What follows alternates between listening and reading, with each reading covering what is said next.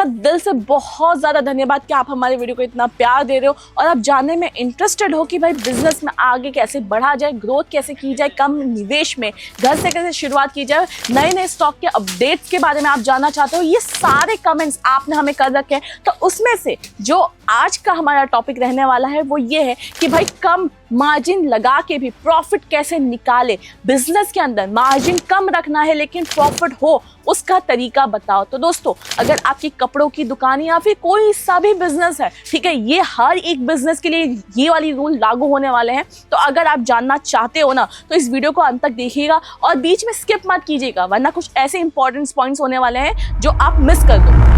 दोस्तों, कम इन्वेस्टमेंट में बिजनेस शुरू किया जा सकता है, लेकिन क्या कम मार्जिन रख के प्रॉफिट बनाया जा सकता है? भाई बहुत अच्छा सवाल है। हमारे एक व्यूअर्स ने हमें कमेंट सेक्शन में पूछा था, जैसे कि हम हर वीडियो में कहते हैं अगर आपको डाउट है तो आप हमें कमेंट करके पूछ सकते हो या फिर डायरेक्टली कंपनी से जुड़ सकते हो। तो ऐसा कमेंट किया गया था कि उनको ये बिजनेस टिप्स चाहिए कि कम मार्जिन रख के भी प्रॉफिट कमाया कैसे जाए। तो दोस्तों देखिए, प्रॉफिट के बारे में अगर मैं बात करूं, प्रॉफिट का मतलब ये नहीं होता है कि आप खाली ज्यादा दुगना कमा रहे हो, मतलब 30,000 लगा के सीधा लाख रुपए कमा रहे हो, इसको प्रॉफिट नहीं कहते। प्रॉफिट वो चीज होती है जैसे कि आपने इन्वेस्ट किया, आपका प्रोडक्ट इन्वेस्टमेंट, ट्रैवल इन्वेस्टमेंट, सारी चीजें मिला के, सारा खर्चा मिला के जो आपको पैसा एक प्रोडक्ट, एक कलेक्शन बेचने पे मिल रहा है, टोटल ओवरऑल मिल रहा है, उसमें से भी जो पैसा बच रहा है वो आपका प्रॉफिट मार्जिन होता है। अब चाहे वो 10% भी हो सकता है, 20% भी हो सकता है, 30 या 100% भी हो सकता है। लेकिन ये जो प्रॉफिट कमाने के चक्कर में ना कई बिजनेसेस, देखा होगा आपने भाई, कई दुकानें मार्केट में खुलती है, साल भर के अंदर बंद भी हो जाती है। क्यों? क्योंकि ना वो ज्यादा प्रॉफिट कमाने के चक्कर में भागते, कस्टमर का ट्रस्ट गेन नहीं करते, कस्टमर को भरोसा नहीं दिलाते और एक कस्टमर बेस नहीं बनाते। इस वजह से उनकी दुकान थोड़े टाइम में ढीली पड़ के बंद हो जाती है। लेकिन हमेशा एक चीज याद रखिए, प्रॉफिट बनाने के चक्कर में कभी भी कस्टमर मत गवाइए। अगर 10 रुपए का लॉस हो रहा है ना, लेकिन वो 10 रुपए के लॉस की वजह से कस्टमर आपके दुकान में रेगुलर आ रहा है ना, तो वो चीज बहुत ज्यादा मायने रखती है कि चलो आज के दिन में, मतलब जैसे कि आज कोई डेट मान लीजिए, आज सोमवार है, सोमवार के दिन आपने चलो 10 रुपए का नुकसान उस कस्टमर के ऊपर भोगा ना, लेकिन अगले आने वाले कुछ हफ्तों के अंदर अगर वो आप ही के यहाँ से आता है, परचेजिंग करता है, तो 10 रुपए कहाँ कवर अप हो जाएंगे आपको पता भी नहीं चलेगा। तो सबसे पहले प्रॉफिट कमाने के लिए एक अच्छा तरीका मैं बताती हूँ, हमेशा एक मैन्युफैक्चरर से जुड़िए जो आपको फैक्ट्री प्राइस पे, मैन्युफैक्चरिंग रेट पे कलेक्शन दे। क्योंकि दोस्तों, मैं एक कपड़े का एग्जांपल लेके समझाती हूँ आपको बहुत इजीली। जैसे कि ये देखिए, ये जो टॉप है, ठीक है, ये टॉप काफी खूबसूरत है, आप सभी देख सकते हैं, और ये टॉप की डिमांड भी है, रेगुलर यूज में कस्टमर पहनता भी है। लेकिन जब ये आप टॉप खरीदते हो एक होलसेलर के पास से, कितने में खरीदते हो? ये टॉप आप 200 रुपए में खरीदोगे, ठीक है, और बेचोगे कितने रुपए में? 250 रुपए में। अब अगर इस टॉप को आप 300 रुपए में बेचने जाओगे ना, कस्टमर आपसे ये खरीदेगा ही नहीं, क्योंकि उसको पता है कि भाई ये 250 रुपए से ज्यादा इसकी कीमत है ही नहीं।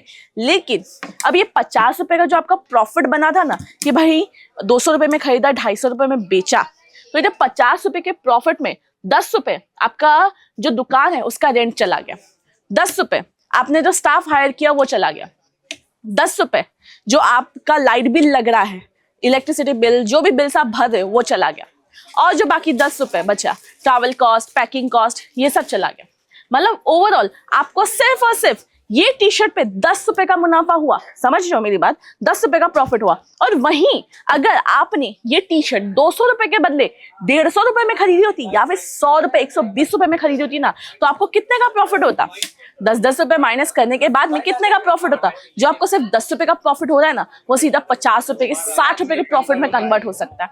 इसीलिए दोस्तों मैं कहती हूँ कि एक मैन्युफैक्चरर के साथ में जुड़िए, एक मैन्युफैक्चरर के साथ में डील कीजिए, जिससे आपको प्रोडक्ट की प्राइस, जो भी आप कलेक्शन परचेज कर, जो भी स्टॉक परचेज कर रहे हो ना, उसका आपको रेट अच्छा मिले, जिससे आप कस्टमर को जब वो कलेक्शन बेचोगे, अगर आप 250 रुपए में टॉप भी नहीं बेचोगे ना, सिर्फ 120 रुपए में बेचो ना, तब भी आपका प्रॉफिट 50 रुपए का निकलेगा। क्योंकि दोस्तों आप मैन्युफैक्चरर से खरीद रहे हो तो ऑलरेडी आपका प्रॉफिट आ ही रहा है। अब दूसरी चीज आपको क्या करनी है पता है? जैसे कि एक कस्टमर का ट्रस्ट बिल्ड करोगे ना, तो मार्जिन आपका खुद ब खुद निकल आएगा, प्रॉफिट आपका खुद ब खुद निकल आएगा। जब भी आप दुकान की ओपनिंग करो, शुरुआत करो, या फिर जब भी आपको लगे कि आपकी दुकान में डेड स्टॉक हो रहा है, कलेक्शन बच जा रहा है, कलर कॉम्बिनेशन जो भी कलर्स आ रहे, चार्ट आ रहा है उसमें से कुछ कलर रह जा रहे हैं, तो वो माल और नया माल जो भी नया स्टॉक लाए हो ना, सपोज मान लीजिए ये टॉप आपके दुकान में नया आया हुआ है और ये ऑलरेडी है आपकी दुकान में, बचा हुआ एक पीस है, तो इस नए टॉप के साथ में इस टॉप को मिला के बेचना है। कैसे, मैं समझाती हूँ। जैसे कि आपने बाय वन गेट वन का ऑफर रखा, मैं मानती हूँ इस पे आप 20 रुपए कमाओगे, इस पे 10 रुपए कमाओगे, लेकिन ये आपका जो अटका हुआ पैसा है ना वो निकाल देगा अगर आप बाय वन गेट वन के अंदर अगर ये सारी चीजें करते हो। और दूसरी चीज, आपको मैं मानती हूँ भाई 30 रुपए का प्रॉफिट हो रहा है, लेकिन इससे आपका डेड स्टॉक निकल जा रहा है, पैसा अटक नहीं रहा है, एंड सेकेंडली कस्टमर और ज्यादा अट्रैक्ट हो रहा है।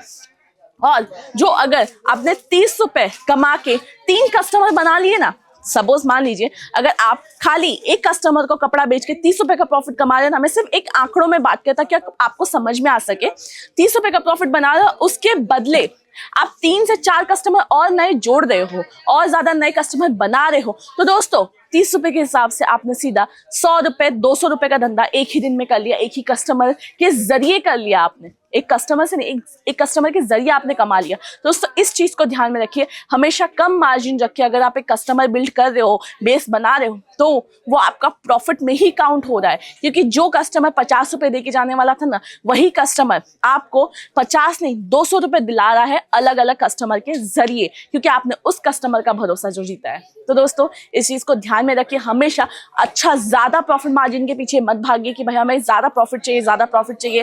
पहले कस्टमर बेस बनाइए, एक कस्टमर 10 कस्टमर के साथ डील कीजिए, तभी जो एक कस्टमर के जरिए आप 10 कस्टमर को और दुकान की तरफ खींच सकते हो, और वो 10 कस्टमर और 10 कस्टमर को लेके आएगा। तो ये एक ना चेन है, तो इस चेन को फॉलो कीजिए, जिसके जरिए डेफिनेटली आपकी ग्रोथ होने ही वाली है। तो दोस्तों अगर हमारा वीडियो आपको पसंद आया तो फटाफट से लाइक और शेयर जरूर से कीजिएगा। हम मिलेंगे अगले वीडियो में जल्द से जल्द, तब तक के लिए नमस्कार।